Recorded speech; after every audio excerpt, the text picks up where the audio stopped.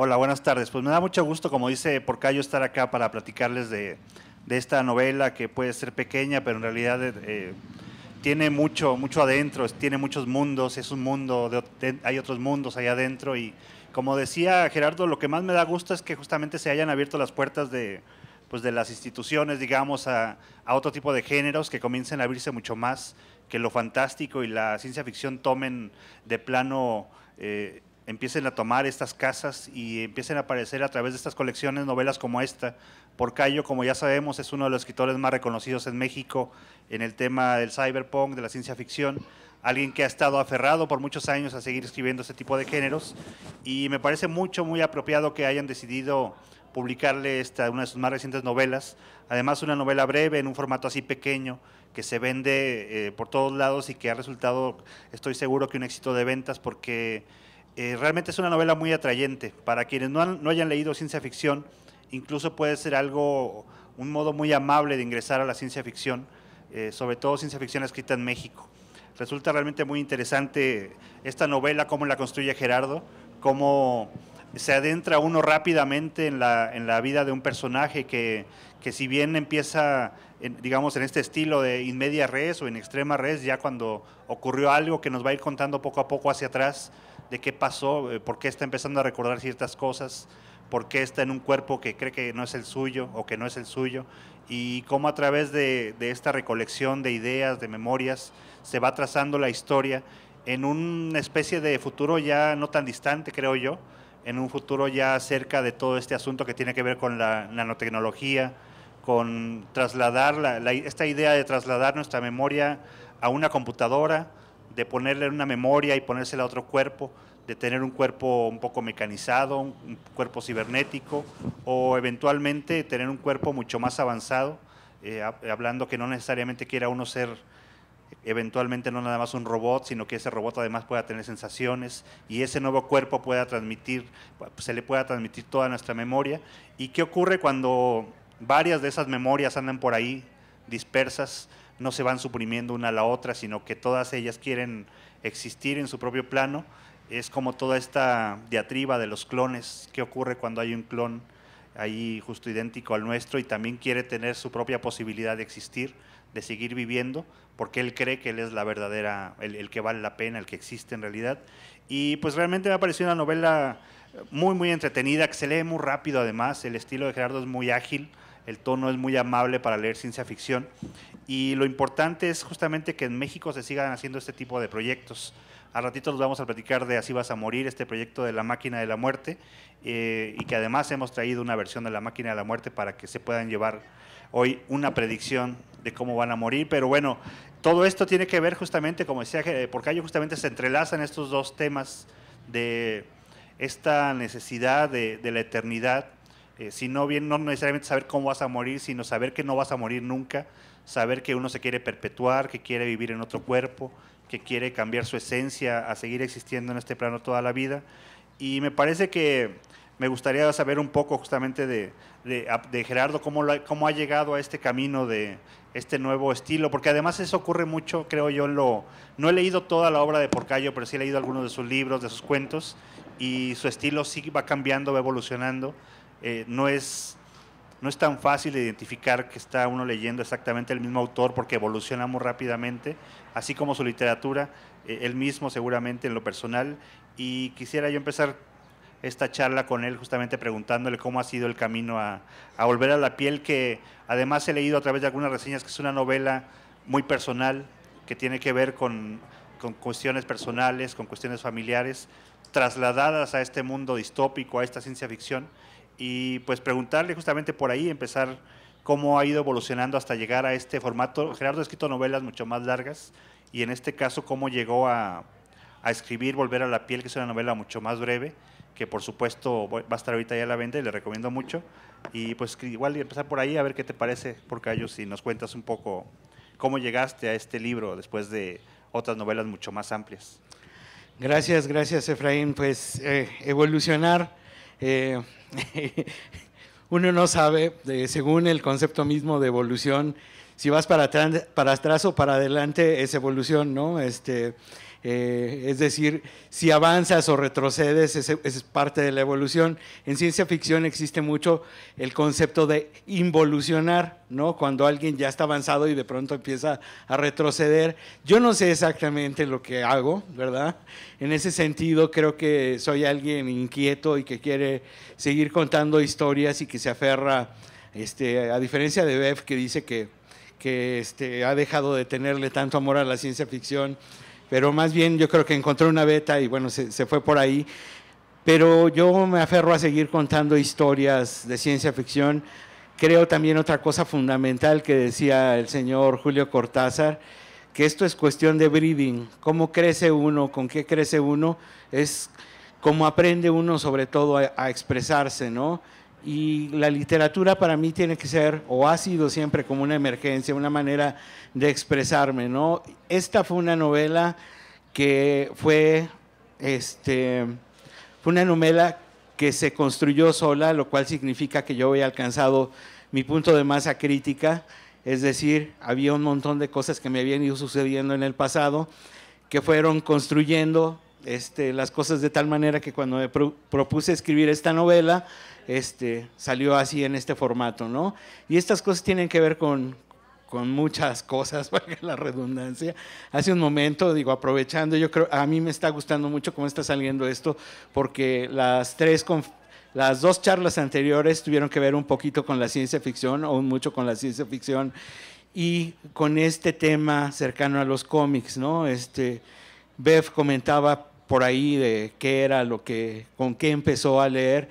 Y yo siempre comento cuando estoy presentando esta novela porque es uno de los fundamentos que yo aprendí a leer, así literalmente aprendí a leer con una versión para niños de Frankenstein, donde evidentemente como era para niños, el monstruo no estaba construido con pedazos de cadáver, sino era un robot, ¿no? Y yo aprendí a leer en este pequeño librito que evidentemente al principio me lo leyeron, me fui fijando y fui imitando, me fui aprendiendo las cosas hasta que de pronto, de pronto ya estaba leyendo. Entonces, bueno, ese es el primer paso, ¿no? Los robots, toda esta idea de la ciencia ficción está ahí desde mi inicio, ¿no? Entonces, uno siempre termina volviendo al primer amor, a los amores fundamentales, y creo que en cuestión de imaginación siempre ha estado la ciencia ficción ahí como una de las vertientes fundamentales, ¿no? En algún momento me preguntaban, ¿y por qué también escribes de terror? Les decía, pues es que mi abuela, que nació en 1900, ¿sí?, me contaba historias de aparecidos todo el tiempo, entonces yo crecí viendo la televisión, leyendo historias de ciencia ficción y a la vez con los relatos de aparecidos de mi abuela, que era precisamente este mundo sincrético donde si te paras en la noche te puedes encontrar con la muerte, literalmente. Si escuchas los caballos, por allá es el carretero de la muerte que ahí anda rondando, ¿no? Puede andar la llorona, si oyes cantar a las gallinas de manera rara también. En fin, o sea, uno crece con eso y está ahí siempre como un referente, ¿no? En particular, Volver a la piel termina siendo conclusión o síntesis de muchas cosas. También fue como un volver al inicio mismo de mi ser narrador. Yo empecé escribiendo historias de ciencia ficción porque eso era lo que me gustaba. Cuando empecé a ser lector, empecé a ser lector de ciencia ficción y durante mucho tiempo no leía otra cosa que no fuera ciencia ficción. Empecé a leer a Borges porque un tío me lo vendió como ciencia ficción. Me dio el libro de la LEP y me dijo, mira, esto es ciencia ficción. Y me enseñó el primer cuento que se llama Los Inmortales y dije, claro, es ciencia ficción. Y entonces empecé a leer a Borges así, que fue un chocar de frente con una pared, es decir, me di cuenta cuán poco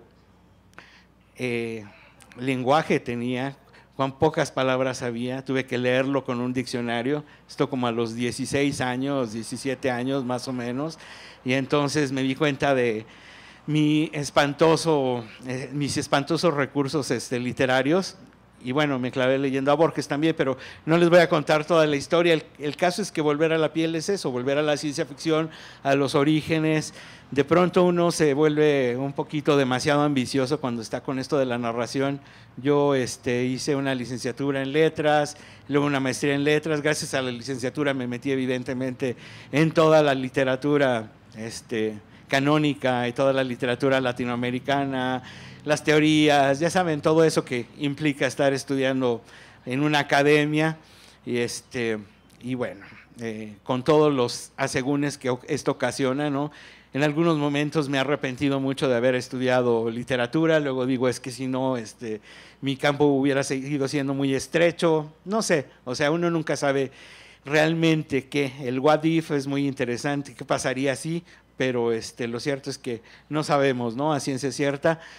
Pero con todo, he experimentado, he tratado de hacer muchas novelas diferentes, me considero sobre todo novelista, ¿no? Y bueno, he tratado de hacer varios tipos de novela, de hecho no me gusta repetirme, y después de La primera calle de la soledad, que fue mi primera novela y es de ciencia ficción y es cyberpunk, no sé, mi mente serializada, acostumbrada a la narración norteamericana, que mucho de lo que se lee en ciencia ficción es norteamericano, me hacía como querer hacer una saga, y de hecho se planearon 7 novelas de esa o planeé 7 novelas, no se planearon, planeé 7 novelas de La primera calle de la soledad, pero no pude hacerlas. O sea, lo siguiente fue una novela policíaca, la tercera una novela de terror, luego fui saltando, ¿no? Entonces, he hecho muchos intentos, fue una novela breve, porque para variar uno está buscando siempre maneras de garantizar que te publiquen, ¿no? Y por ahí salió una convocatoria que se llamó Premio de Novela Breve Amado Nervo de Ciencia Ficción.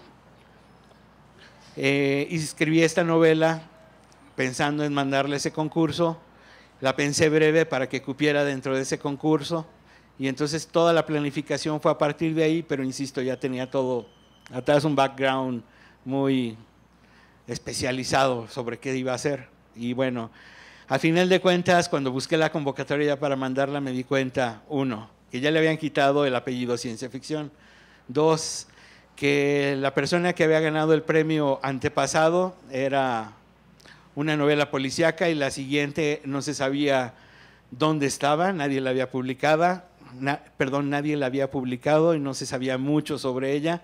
Y entonces son estos premios extraños que de pronto empiezan muy bien y luego como que desaparecen, se ahogan o no sé qué les pasa, ¿no?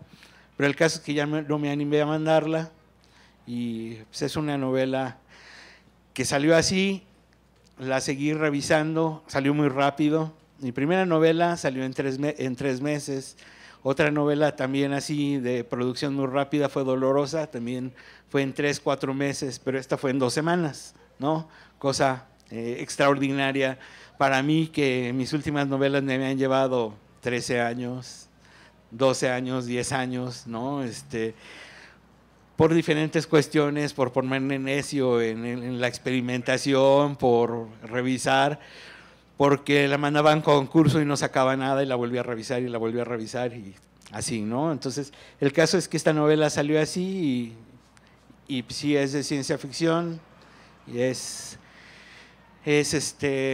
tiene muchos de mis amores literarios en la ciencia ficción, incluidos, ¿no? Mary W. Shelley con Frankenstein, sí, y cuando la escribí yo no me di cuenta que había un motivo anterior, de esto estaba hablando al final Efraín, ¿no?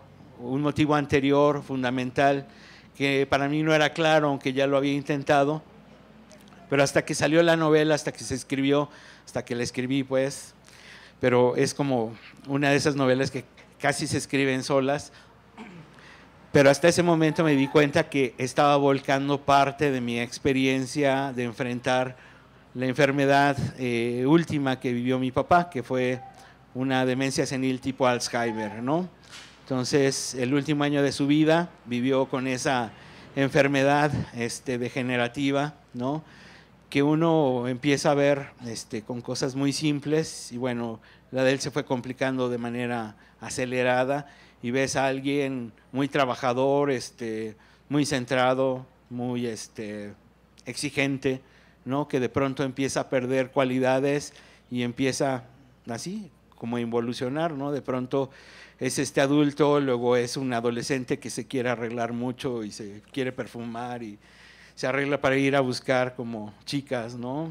Aunque ya no podía salir, pero bueno, porque evidentemente no era un problema sencillo, empieza a dejar de reconocernos a nosotros, ¿no? A mi mamá la ve como a su abuela, a mí me ve como a su papá, ¿no? Y de pronto verlo actuando como chico, todo esto tiene un impacto, lo quieras o no, en tu, no sé, en tu ser sensible, independientemente de en tu ser racional, que trata de enfocarlo todo y enfrentar las cosas de la manera mejor posible y tratar de llevarlo con el doctor y lo que sea necesario, ¿no? Independientemente de eso, el impacto está ahí. Yo había hecho un par de cuentos antes al respecto, hice uno en vida de mi papá todavía, que era muy sesgado el tema, ¿no? Y para distanciarme, yo creo, es una protagonista la que narra esto y quien sufre la demencia es la mamá, no el papá, ¿no? Y luego hice un cuento de vampiros que tiene que ver con todo esto, pero sobre todo me llama mucho la atención que en el caso de mi papá le cambió el reloj biológico y le daba, no podía dormir en las noches y le daba miedo a la oscuridad, entonces esto me llevó a hacerlo en una vertiente fantástica, sobrenatural, y pensé que ya con eso me había librado de los efectos colaterales que tenía este tipo de problemas o que me había impactado, pero cuando escribí esta novela lo que descubrí es que necesitaba la ciencia ficción para racionalizar las cosas. Evidentemente la historia no cuenta la historia de mi papá, no cuenta mi historia como cuidador de mi papá, es una historia metaforizada, ¿no? Es decir, la ciencia ficción lo que hace no es alejarse de la realidad, es tomar los problemas y enfrentarlos desde otro sesgo, es otra manera de enfocar las cosas, creo yo. Sí, además, justamente todos esos gustos, esas obsesiones que tú mencionabas, se reflejan muchísimo en esta novela que me parece que es muy visual. Yo todo lo que empecé a leer, sé que eres un gran amante de películas, de las series, todo lo que uno va viendo a través de las páginas es como estarlo viendo, como si estuviera viendo una serie en Netflix, y además es uno de esos temas que ya se ha tratado de alguna manera en la literatura. Creo que aquí tú le das una vuelta para tratarlo de otra manera, este asunto no solamente de los clones, sino de la transferencia de memoria que ya ha existido. Hay series en las que se maneja este asunto de traspasar todo lo que tenemos en la cabeza, todos los recuerdos a una memoria y luego esa memoria ponérsela a otro cuerpo, que a mí siempre me ha parecido terrorífica. Siempre me ha parecido así como de terror, porque usualmente los personajes malvados o que tienen la posibilidad de hacer este tipo de cosas siempre es un tipo millonario que vive en una isla o vive en algún lado y tiene todo el dinero del mundo para hacer este asunto de pasar su memoria sus recuerdos a la memoria esta física como una computadora. Y yo pienso que si eso existiera en la realidad, a lo mejor a todos no nos alcanzaba para justamente hacer algo así, y si uno llegaba, pues no sé, al Oxxo a preguntar por una memoria, me dirían, le alcanza para una de 16 gigas, joven, y si quiere, pues le alcanza como para sus 10 años de memoria, lo quiere o lo deja. Y eso es lo que me parece terrorífico, porque esos personajes hipermillonarios logran siempre crear ese tipo de artefactos, pero me encantó que fuera tan visual. Yo todo el recorrido que iba haciendo de esta novela lo iba viendo, lo iba como si estuviera viendo en serio esta serie en Netflix o en Amazon, en algún lado, y eso me parece todavía más interesante. Creo que me parece incluso más interesante que otras novelas tuyas en las que también ya ha ocurrido esto visual, la visual de tu narrativa, pero en esta será por la brevedad que se siente mucho más, que se siente como si fuera algo mucho más directo, como esta ciencia ficción mucho más directa, y que vuelvo a insistir en este asunto de que sea ciencia ficción mexicana, que no tenga que recurrir a cuestiones efectistas de otros países, de lugares exóticos del extranjero, sino que realmente ocurre de una u otra manera en México, y dentro de esta propia ficción, de la historia que están viviendo los personajes, están ocurriendo más cosas alrededor que se van revelando casi al final. Eso me pareció muy alucinante porque además deja como el pie para crear cosas alrededor, para crear otra historia alterna, porque lo que se da uno cuenta de que están viviendo estos personajes en una cierta intimidad, en un cierto plano más pequeño, lo que está ocurriendo fuera de toda esta historia me parece todavía más alucinante, todo el asunto del apocalipsis, del fin del mundo y demás. Me parece una cosa que se podría explorar muchísimo, que ya tal vez el autor lo llegue a hacer o no, no lo sé, pero justamente creo que pues es la necesidad de seguir vivos, de seguir buscando cómo inmortalizarse de este Frankenstein moderno, de una u otra manera creado a través de esta virtualidad, de la nanotecnología, de la cibertrónica y demás. Y además sé que tú no tienes justamente estudios de programación o de, no sé, cuestiones que tengan que ver con cibernética, pero aún así son temas de los que te enteras mucho. Yo hace tiempo tengo ganas de preguntarte eso, ¿qué haces para investigar esos temas, para leer? ¿Qué lees? ¿Dónde te inspiras o dónde sacas esta información? Yo creo que ese es un viejo hábito, ¿no? A mí siempre me gustó la divulgación científica, siempre, siempre. De hecho, yo iba para ingeniero químico industrial, me vine a estudiar a la Ciudad de México cuando tenía 15 años, estuve en la vocacional número 3, Estanislao Ramírez Ruiz, en el casco de Santo Tomás, cuando todavía estaba ahí, o sea, hace bastante tiempo. Y te queda un hábito, ¿no? Lo científico, cuando te apasiona, te queda ese hábito. Lo que descubrí es que era muy mal matemático y que no tenía las cosas suficientes para seguir, y me interesaba más contar historias sobre científicos o historias de ciencia ficción en lugar de hacer ciencia, ¿no? Yo creo que la primera voluntad era hacer un Frankenstein, un doctor Frankenstein que creara su robot, pero pues eso evidentemente de manera rápida lo aborté porque era imposible, ¿no? Pero gracias por todos estos comentarios sobre lo visual. Yo creo que, insisto, uno se nutre con lo que crece es lo que ves, ¿no? Y creo que uno de los grandes problemas de la ciencia ficción es que a veces se abusa de los efectos especiales, ¿no? Y se engolosina muchos de los escritores, muchas de las series de televisión, muchas de las películas fracasadas de pronto es solo efectos especiales y cero trama, ¿no? O peor aún, solo violencia sin sentido alguno y cero historia, cero humanos, cero nada, ¿no?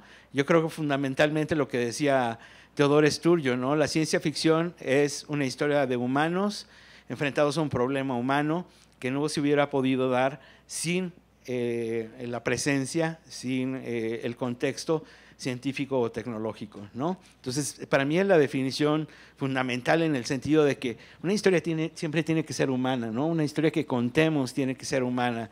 Y en ese sentido, bueno, esta historia ciertamente, como decías, toma cosas que ya fueron explotadas, ¿no? Hay en Netflix hay una cosa que se llama Carbón Alterado, que está basada en una novela, que ahorita se me da el nombre del autor, pero es una novela efectista que toma la transferencia de memoria precisamente sin mayores problemas, ¿no? O sea, pues sí, ya fue condenado y para que pueda volver a surgir se le transfiere la memoria a un nuevo cuerpo. Y entonces en el nuevo cuerpo lo único que pasa es que se dedica a hacer lo mismo que antes hacía, es decir, es un sicario que se dedica a matar gente, ¿no? Es como si nada pasara, como si no hubiera efectos colaterales, como si el cuerpo le viniera igual que cualquier traje, ¿no? Mejor aún que la ropa, ¿no? Yo me pongo la ropa de, no sé, de mi primo y de inmediato siento la diferencia, no es mi ropa, pero no, aquí en este tipo de series de pronto no es ni siquiera como que toma la ropa prestada, ¿no? Sí ha habido como muchas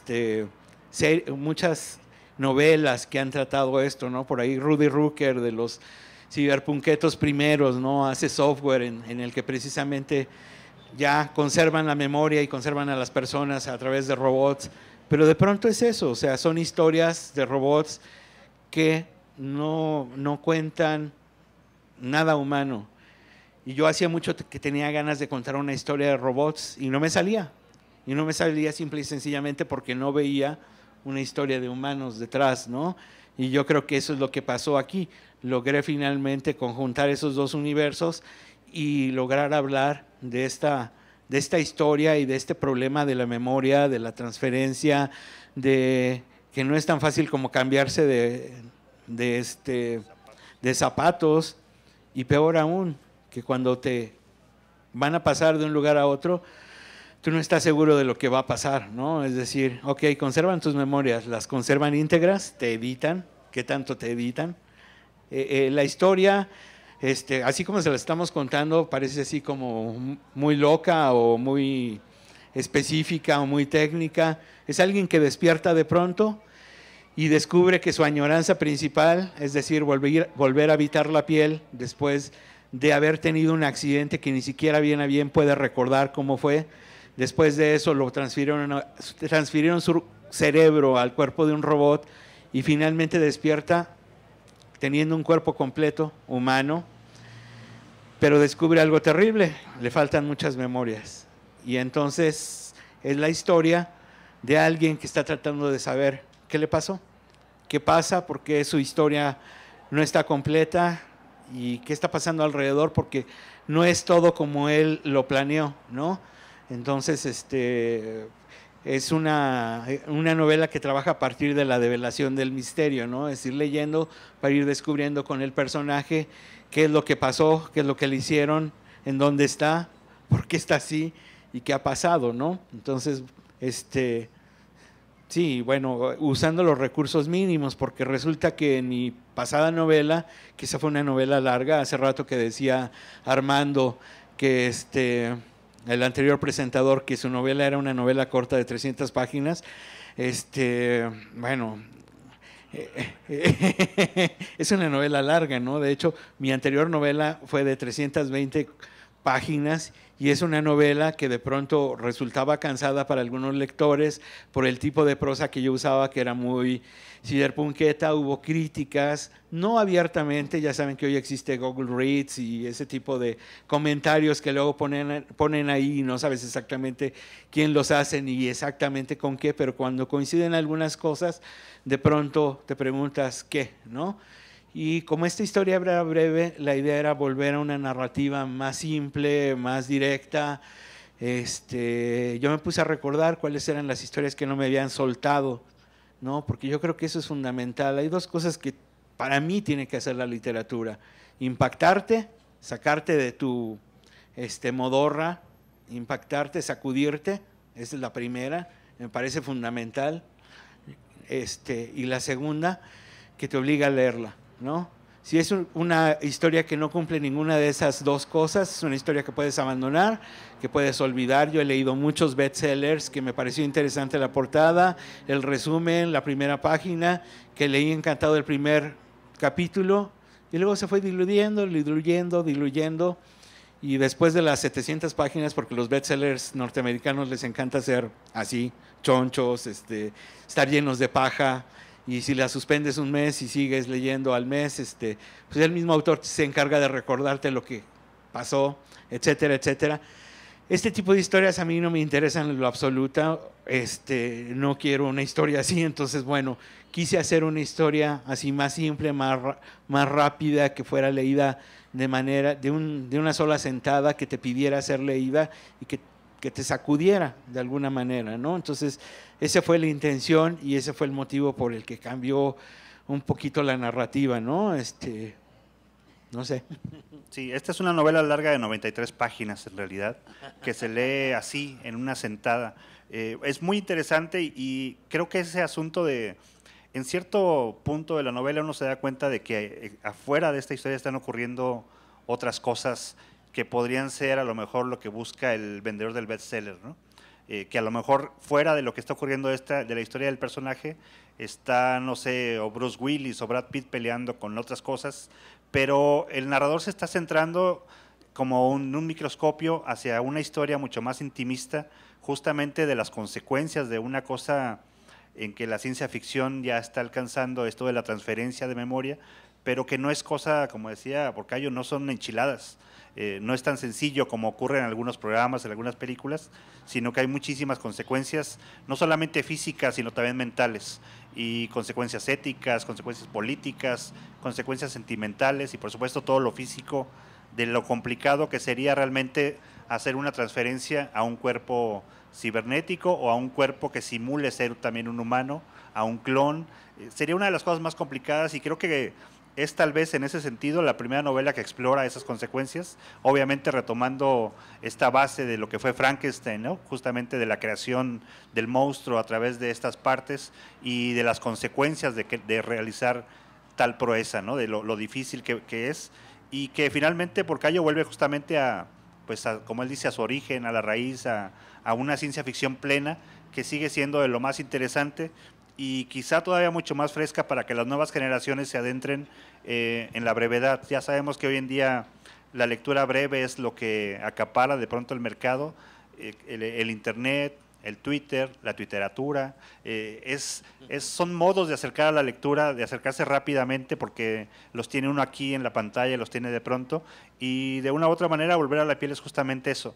Es una novela que vas a leer rápido, que va a ser una sola sentada, pero que te va a dejar pensando muchas cosas y conforme también algo que siempre tiene Porcayo son las referencias literarias, las referencias de cine, siempre las suelta de una u otra manera, los personajes sueltan sus gustos musicales, sus gustos de cine, sus gustos de lectura, siempre de pronto sale por ahí Borges, sale Cortázar, sale Mary Shelley, salen una serie de escritores que tienen que ver, por supuesto, con las obsesiones del autor, pero que se transforman en lo que los personajes están viviendo a través de esta historia, y pues realmente se la recomiendo muchísimo, está ahí atrás a la venta, y ahorita vamos a ir cruzando poco a poco a los territorios de La Máquina de la Muerte, en la que también participa Gerardo Porcayo con una historia que tiene que ver con también nanotecnología, que tiene que ver con eso, y pues vamos a ir haciendo esta transición para que no se vayan, para que se queden, si quieren saber cómo van a morir, es importante, en estos días uno tiene que estar preparado,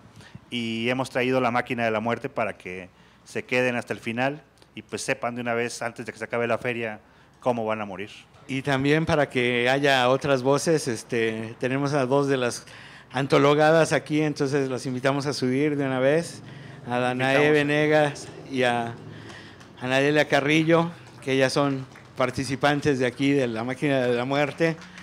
Y bueno, es un poquito entrar en esos terrenos también no claros de los géneros, ¿no? Que yo creo que es importante.